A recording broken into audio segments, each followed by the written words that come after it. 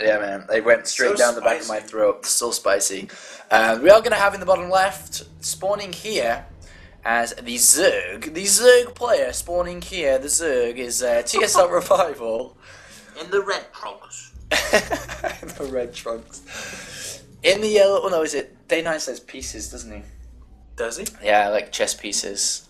I don't know if he does it anymore, but he used to. What does he say? The yellow pieces, or... Does he really? Yeah, he used to. I don't know if he does anymore. I haven't really followed what he does. But we are spawning in the top right now, of course. We do have our friend here, LGIM.First, is spawning in the top right. So let's get underway and how this is going to go. We'll see how it is going to go down. As we've been casting a lot these last few days, but no problem. Yeah. We love it, man. We're marathon casters. We actually are. We don't. We have to give Caliber a competition for that shit. The guy will actually go from one term to the next. Did you know, like, as we were casting, I was like, I said, yeah, I used to do all the sports, and, you know, I'm pretty decent at doing marathon casting. I used to be pretty fast, too, and he's like, well, I can run, too, I'm really fast. Let's have a race. Caldor said that? Oh, that's so good that he would. God, he's so competitive. And then the thing was, like, I said, I reckon I could probably beat you, man. I don't know if I could, but I think I can. And he's like, all right, let's do it straight after this cast. He will, yeah. You know, and I was like, oh, you know, I don't think I can. Yeah. Everyone was asking for us to arm wrestle, and the honest to God. Did he say he could beat you? No. Did you actually arm wrestle? No. Okay. He did not say he could beat me, and I think he knew that he couldn't. But I love about Caldor, but at the same time, it's so true to what you just said. Is he was like, yeah, we can arm wrestle, but immediately after we have to do a push-up and pull-up. And that's what I love about him is that he's just a really competitive guy. And yeah, he's really healthy and fit too. Oh my God, he is. I didn't know that until fairly recent. Like I saw a picture of him. He did some photo shoot and he had his shirt off. He's absolutely ripped. And I was like, well, like I always knew he was a skinny, you know, like fit guy, but I didn't think he was absolutely ripped because I just didn't see many pictures of him. Yeah. But after seeing that, I was like, well, they must have photoshopped his head on there. But someone's like, no, that's really him. And when you look at him, you're like, oh, okay, yeah, he's just actually a monster. Yeah. It's a lot of dedication to get your body like that, actually. Yes. I've attempted to increase my body size a lot, and I try, man, and I give up, you know. Especially with working in esports, too. That's something you have to put across to the Caldor, is that you get into rhythm, you go to the gym, man, you work out every day, and then it's like, God damn, I have to cross the country to go to an esports event. You forget your rhythm, you lose it all. Well, it's even beyond that. Like the game itself that we do, it like promotes us. What's it called when you the lifestyle of just sitting around? It's a really fancy word. I want to use it right now, Apollo. I don't know. Whenever somebody asks me about my job, I say. We can't move on. We cannot move on. It is stationary life. Stationary life. The chat's probably blowing up. Sedentary. Sedentary life. That's what happens for me. Like I try to go to the gym. Like ideally it's 5 days a week, but it usually ends up 3. And that's because one day I'll play for like 6 or 7 hours, and I'm like, do I really want to go to the gym right now? Yeah. No. Yeah, and then if you do go to the gym, that's a lot of time away from practice, which you have to do, and you feel you need to do as well. That's absolutely right. Alright, so let's look at this game now. We had the double pylon block, which was eventually thrown away by the Lings, but so far from first, we're about to have the gateway finish up, and of course the Cybernaut to complete the semi-wall off, I suppose, which will leave a little gap here for the Zealot to sit in between. And right now, of course, is that, actually, not of course, let me just check. First has not actually seen the second and third base gone down, and that's why this probe is actually making its way across, you know. It doesn't want to just play blind, it doesn't want to just get all in. There's no Zergling speed, there's no queens in the middle map, there's no roaches, there's no... Oh my God, there's food and water. Are you falling apart? I am. There is nothing to actually stop this probe trying to get there, as I can keep on burping away. You start vomiting and stuff. Yeah, you're absolutely right. The probe is actually probably pretty sure what it's going to see, especially when it shows up to this third and it sees, oh, okay, you took a third, which means you're not all enemy. Yeah. Still slow Lings. Oh, he gets it. So critical to do the scout, though, I'll tell you, especially having played like 100 games on the European ladder the last couple of days. If you do not look for the cheese, you will get cheese. And again, we're in the later stages of a very important tournament. First is making a name for himself in StarCraft 2. Any PP, I don't know how to say his name, any Papai. Any Papai, any something like that. He was famous in Brood War. He was pretty famous in Brood War. He was not, and I'm sure I'll get tweeted this a million times over if I'm wrong, but he was not like a Star League winner, but he was just a household name. He made appearances and stuff like that. And he's actually going for a robotics facility relatively early here. This could be the build that annoys every Zerg player. It's brought doan players such as Stefano, the inevitable and immortal push. You know, it could still open up with a War Prism could, but there's nothing really to put in it. That's the problem, though. Like, he could go, but he only has one gateway at the moment. He's only got one other sentry being built, so definitely looking at an immortal play here. Zealot and Stalk on the opponent's third base, but it's going to get pushed away really, really fast. Yeah, there's some Zealots here to read it. But the nice thing about this is, again, you're going to force more Zerglings out of the... I said Zealots, I meant Zerglings.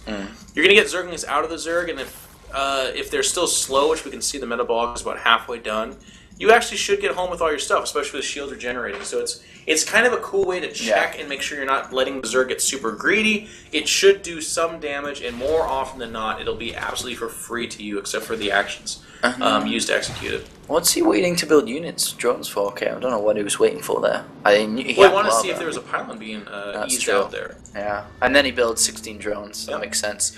Nothing from the robotics facility yet. The first model being built, but we have a Twilight Council coming too, which is very interesting. I think it's the macro version of this. You can do a style where it's like 6 to 8 gates. Yeah, he's only at 4.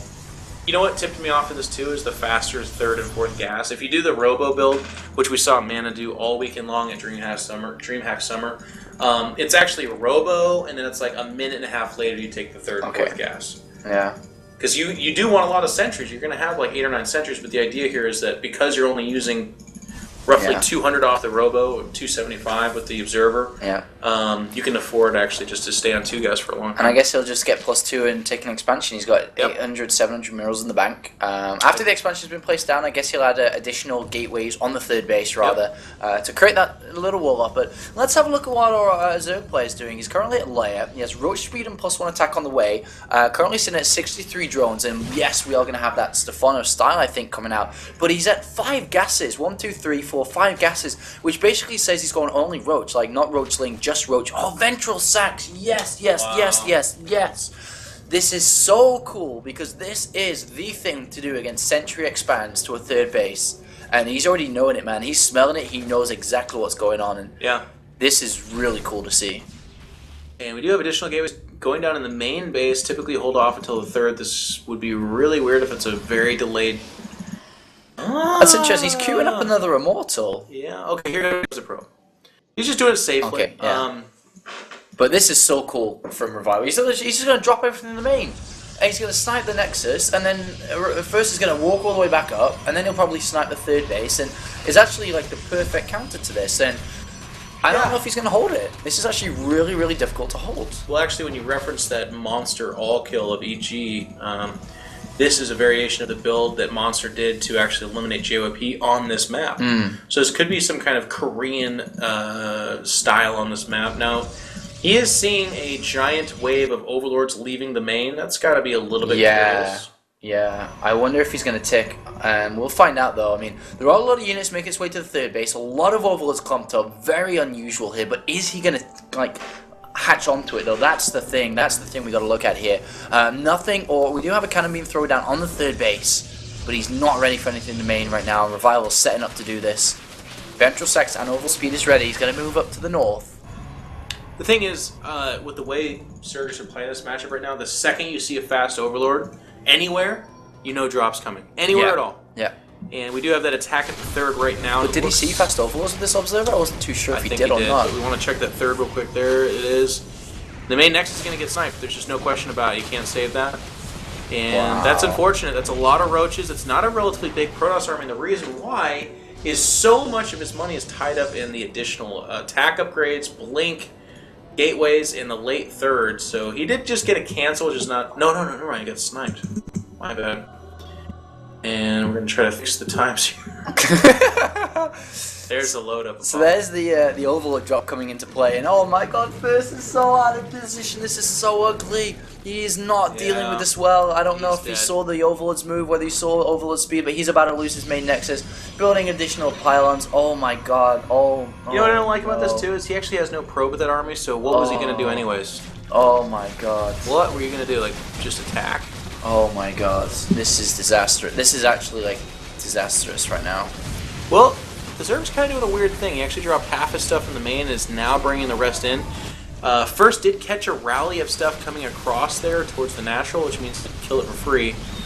And I mean, Monster's doing but Revival's doing a crap ton of damage. Don't get me wrong, but he's about to lose a Nexus. Yeah. Or is he? Zerg's about to lose it. Oh, the third. Oh no, those are that's just Overlords. I was like, that's a lot of red flying over everything else. Oh, is he gonna keep this Nexus alive? He's doing a lot of damage to the sentries at the front there on the ramp, and 3 go down immediately. There's so many. Jesus, there's so many immortals. 6 immortals out here. This counterattack could be very scary here. I think he keeps the Nexus. Yeah, with the immortals coming in, yeah.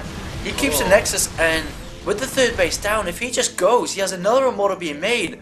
This could be so big. His opponent's tech, he's scouting it with the Observer as well. He's sitting there, sees all the roaches. The big problem is a lot of the sentries were picked off. He only has 2 left with full energy. Not that many to cut this army down with.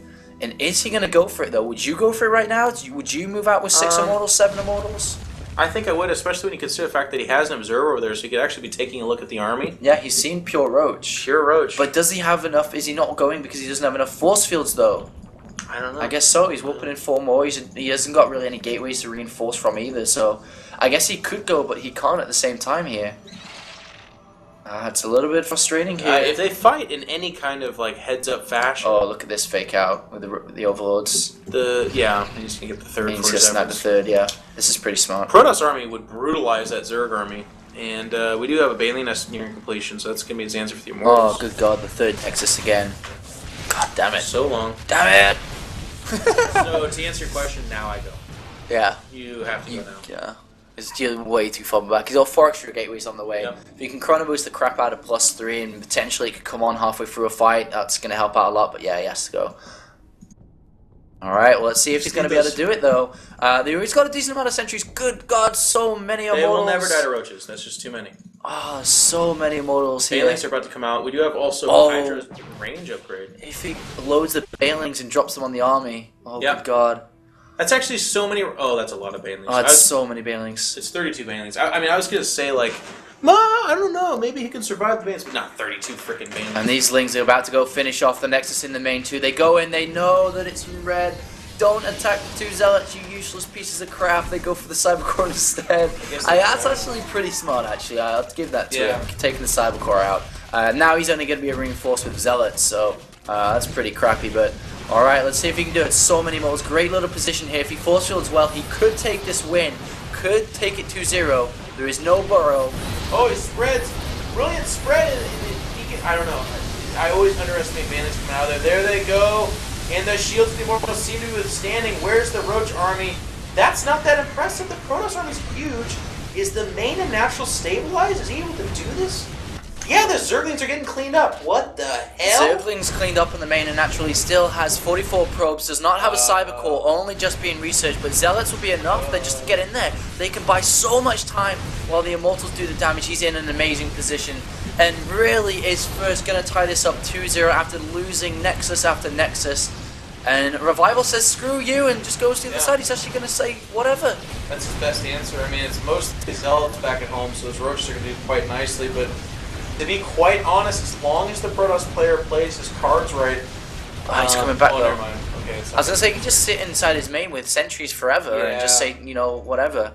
But he's waiting now. Oh, that's such a weak army from Zerg. It's just so many Lings in there. Lings are going to help out a lot, but actually saying out a lot, there's only 2 force fields available. God damn it, why is there not a pylon or a warp prism or something to help out? He's just waiting. He's going to wait at the base of the ramp, and honestly... If I'm first, I'm... LOL. He sees it with an observer too, so... Yeah, I just sit there and say, okay, I'm on 3 bases. You know, I have time. You can sit out there. I know that you're hurt. I know that your tech's damaged. I know that you're not producing attack units right now. I will wait.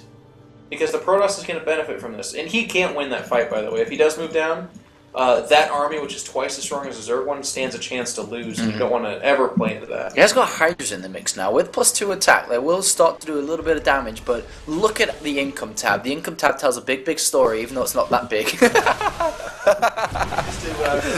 Oh, god damn it. Oh. It's like, well, look at the Harvester's loss tab. He's lost 3 pros. Okay. On this game it's different, but everyone's done that. It's okay. But Protoss army's really weak without any armor. I mean, that's where the Bailiness is coming down again. He'll just make Bailing to try to drop on because it does melt really fast again. But Templar Archives on the way here, realizing that if he just adds in, Archons, this army. But patiently playing this Colossus are really good. Yeah. And he sees the Bailing morph with the Observer too. I guess don't count Revival out just yet. He is on 2 healthy mining bases. While he did lose the main and natural, those were the bases that were starting to thin out or mine out. He's also placing his 3rd down at the typical 5th base spot, adding Banelings. And I'll tell you what, here's my experience with Protoss. Never underestimate Bailing drops. Yeah, that's what Naniwa did. That's how he lost, really. You could be 10,000 miles ahead, and if you don't spread well enough, everything dies. Everything. Yeah, there's a lot of Bailings available now. Ideally, of course, First will want to join his armies together. He has 2 armies now. He has 1 stuck patiently in his opponent's main, but he has another one building up quite nicely, actually, with a lot of High Templar coming in, going straight to Archon. It's going to be great, and that's smart. Information is given to First, and he reacts well. Looks like Zerg's the one that's getting impatient. This will be tough to go up that ramp, but he's going to go Banelings first. There is the force field to stop him, but here they come. They're actually going after the Immortals. Look at the spread. Interesting choice, and yeah, First is doing such a great job of microing through this battle. He's actually going to keep the Sentry, which doesn't have a force field, but the Zerg doesn't know that. Yeah, he can't. Can he really even attack up a ramp if he just spreads out left and right there? But right now we do have the big attack from First. Is moving across with Colossus, with Archons, and this actually may be the sealing deal, but there are still a lot of Roshan Hydra's armies going to join together once they do form together. That's the perfect storm, man. Yeah. Those 2 armies are unstoppable when joined together. Even separately, as I look at each faction, I think that, with a 2nd Colossus, actually, I think that's even stronger. Yeah. Now at the 4th base, a 4th base is finished in the middle of the map for the Protoss player. He's going to join these 2 armies together, and he's going to end this series, because I'll tell you what, I'm sorry, but that Zerg army can't touch. I mean, with the way he's spreading against the Bailings, and now with the lack of Bailings, because he can't afford it, this is going to be first day. Alright, watch this, guys. This is not going to be pretty. The Bailings are going to come into hell, but look at this. Archons are going to tank so much damage. Bailings probably don't even exist in this fight. And look at that. Absolutely wonderful engagement there. And GG called by Revival.